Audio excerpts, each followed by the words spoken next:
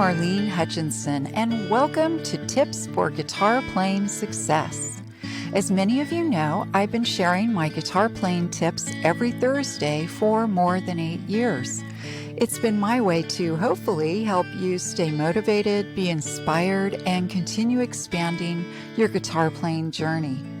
If you're interested in more learning resources like my Thursday Tips blog, my DVDs, books, virtual learning, and more, go to my website, marlenesmusic.com. And for anyone who's listening and feels like you're missing out on all the fun, you can easily join our wonderful world of guitar with my Learn to Play Guitar in a Day program, which you can also find at marlenesmusic.com. Now on to today's tip. Today's tip is how to use a capo. If you've ever seen a guitarist play, then you've probably noticed at some point in the performance what looks like a funny-looking device on the neck covering the strings. That funny-looking device is a capo, C-A-P-O. It's generally pronounced capo, although way back when I was learning to play guitar, my instructor, who was from England, pronounced it capo. So to eliminate any confusion, capo, capo, I decided to do a little research on the pronunciation, and as it turns out, both ways are correct.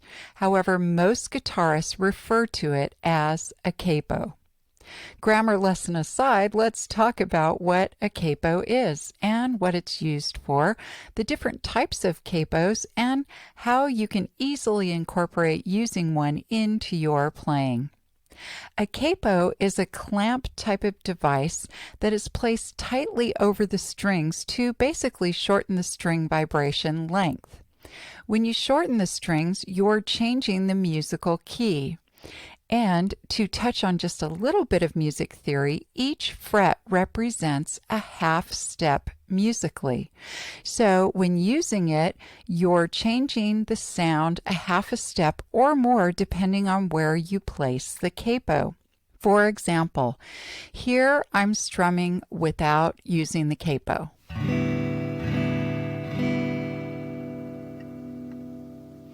Now I'm going to place it on fret 1, and this is what it sounds like.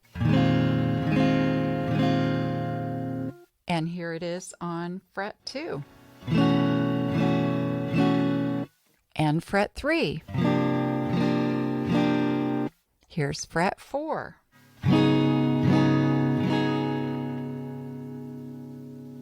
As you could hear, the sound changed with each fret placement. One of the main reasons you might want to use a capo is to change the key of the song you're playing so it fits your voice better. For example, you might be playing a song using A, E, and D, but find that it's a little too high or low for your voice.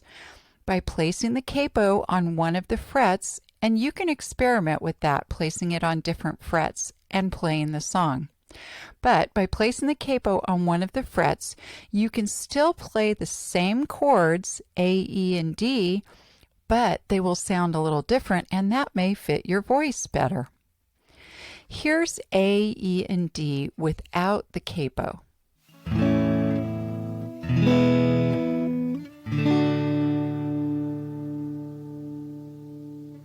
Now I'm going to put the capo on the first fret, and let's hear how that sounds.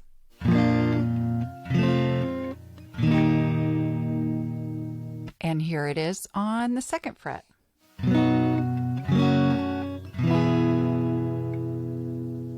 By the way, you can place it on any of the frets. I'm just using these frets as an example. You'll generally find that you may use the capo up to about fret 6 or 7, but most likely you'll be using it somewhere in the range of the first 3 or 4 frets.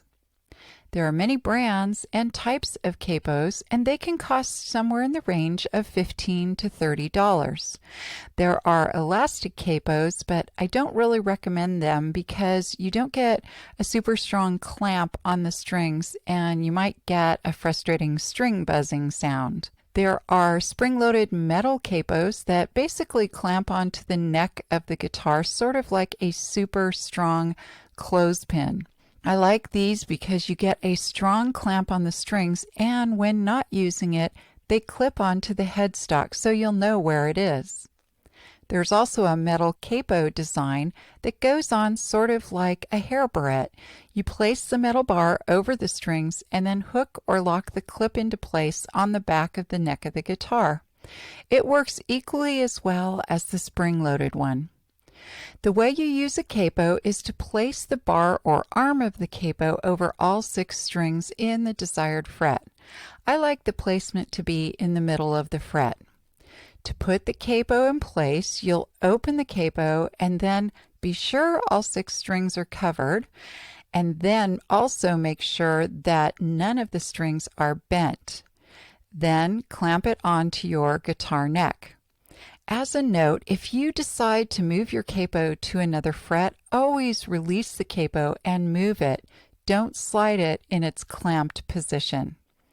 Once your capo is in place, you'll notice that the strings from the capo to the head are now muted and dead, like this sound. Almost sounding harp-like.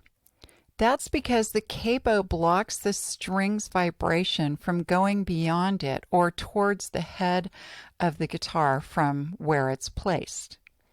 For playing purposes, when you use the capo, things will change slightly. Not the shape of the chord, but where you actually put your fingers. Because when you put the capo on a fret, then moving forward of that fret, that's where the first fret will start. So the fret bar that's right in front of or forward of the capo is now considered the nut, and then the first fret would be just beyond that. So when you're fingering, for example, the A chord, your second fret is now 2 frets in front of the capo. So that means that you'll be able to do the same fingerings for any of the chords you know how to play. And that means that any song you already know how to play, you can still play, and with the capo, the adjusted tone might make it easier for you to sing without having to learn to play different chords. One more thing, if you're playing with another guitarist and you're both using a capo, be sure you're both on the same fret. Otherwise, you're going to sound pretty lousy because you'll be playing in 2 different keys. Lastly, I want you to know that a capo is not absolutely necessary for your guitar playing life. You can certainly play without one and have a lot of fun, but it can add a wonderful dimension to your songs. I hope this episode's tip has helped you to continue expanding your guitar skills and knowledge. If you'd like to learn more, check out the many learning resources available at my website, marlenesmusic.com. Thank you for joining today's podcast, and as I like to say, play on.